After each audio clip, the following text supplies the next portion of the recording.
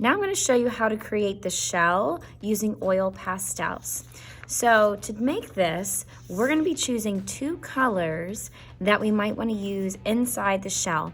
I would suggest using colors that are side by side or analogous on the color wheel so that when you blend them, they look really nice. Sometimes if you pick colors that are opposite, like red and green, those colors will mix to make brown. So think about your color choices before you do. I'm going to use yellow and orange. Sometimes our oil pastels might be a little bit dirty, so a quick way to clean them is have a scratch piece of paper and really just go ahead and scribble on the top end, and that should clean it right up. It doesn't matter if the sides are really dirty. As long as the tip is clean, that should be fine. Okay, so the first thing I'm going to do, I like to start with my lightest color first. I'm going to choose yellow, and I'm going to go back and forth and create almost like a little starburst pattern in the center of my shell. And I'm going to overlap my yellow on top of each other, make sure it's nice and thick.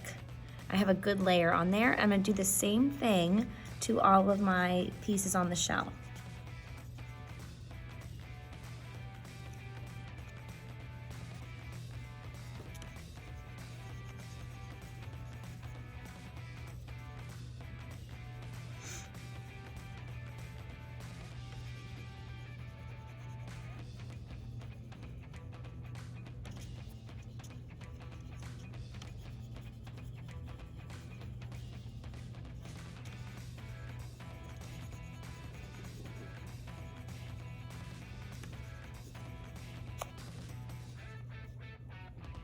So now I'm taking my second color and I'm just going around the edges of each shell, and then I'll show you how to blend them together to get that cool starburst effect.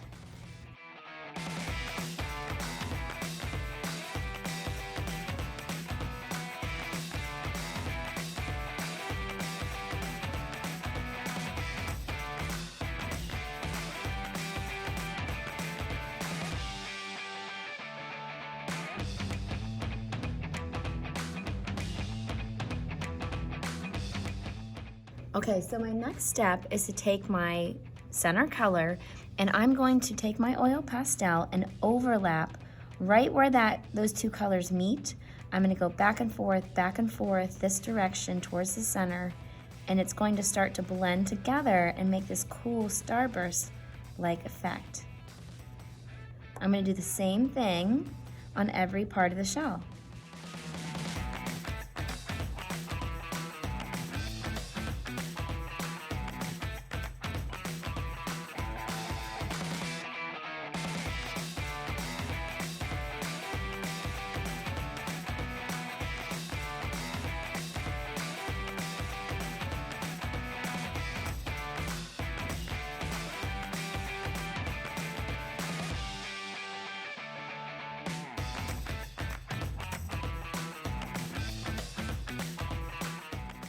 There we go, so I overlapped just where they meet, those two colors meet. Notice how I didn't go straight into the middle. I left those all yellow, and then it made this really cool effect. If you have little crumbs, we can clean those off later. We could just kind of tap them on an extra sheet of scratch paper, but for now, try not to smear them because they could kind of go all over the place on our paper. For the rim, you can go ahead and design that however you'd like.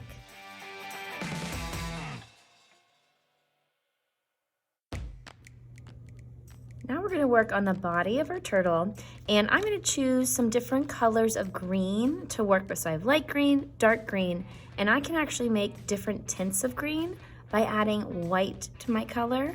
In fact, I could even change the colors by adding a little bit of yellow to make a yellowish green, which would be kind of fun. So I might set the yellow there. Now the first thing I'm going to do is just choose one color to work with at a time, and I'm just going to go ahead and fill in these shapes that we made. And I might just use the same color and spread it around.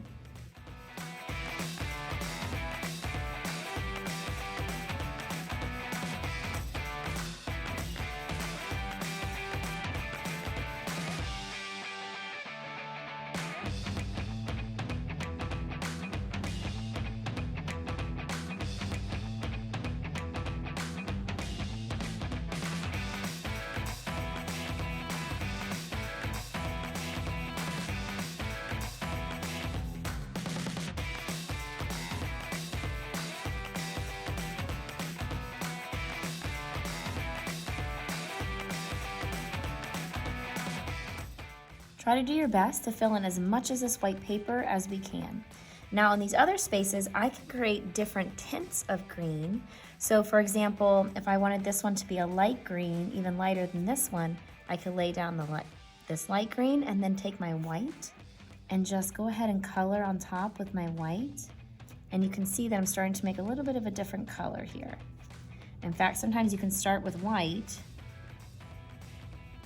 and then take a color and come on top as well. Either way. I can also take a yellow and add them to a couple of the green, and then I have more of a yellow green. So you can kind of work your way through and change some if you want.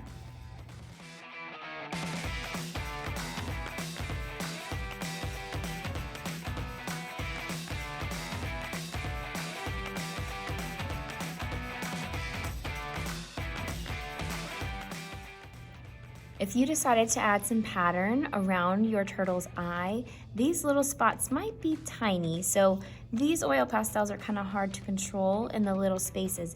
If that's the case with you, you could find a colored crayon to use for those little details instead.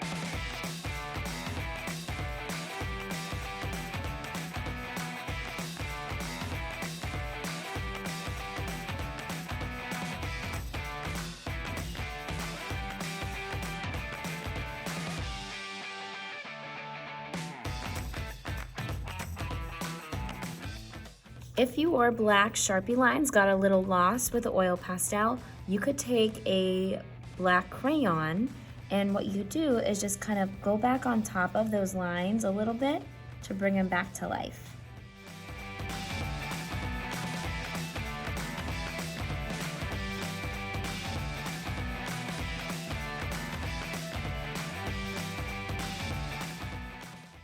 For our final step, we're gonna work on our background. Now, if there's anything that you drew extra that you wanted to use a crayon to color for, so for example, I might actually color my little bubbles in with a white crayon. We'll do that first.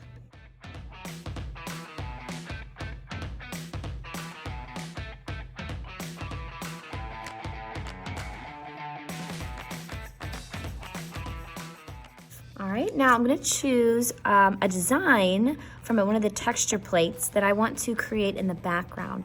Now it can be anything that you like, and I'm gonna make sure that the bumpy side is up towards me. So if you look underneath, they're pushed down. So I wanna make sure it's up towards me. I'm just gonna lay this carefully under my picture, and with the white peeled crayons, I'm just going to very gently take this and rub it. Whoops, make sure your crayon's clean. Rub it over the background.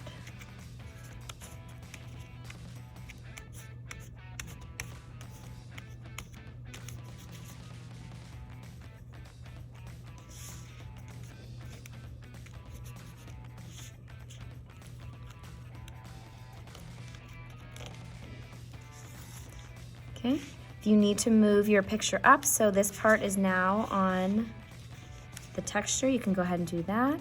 And I'm just gonna gently rub it across. Okay. Now it's gonna be hard to see because we made it with white, but now we're gonna be dipping our brush into a little bit of blue paint. And I'm just gonna get a little bit on my brush, and I'm just gonna paint right on top of what I did. I can even paint on top of my bubbles because I colored them white, so that crayon will resist the watercolor paint. And I'm just gonna go ahead, and you can see that pattern I just rubbed on there is gonna show up, which is kind of fun. And you can paint very close to your oil pastel lines because the oil pastel will also resist the watercolor paint.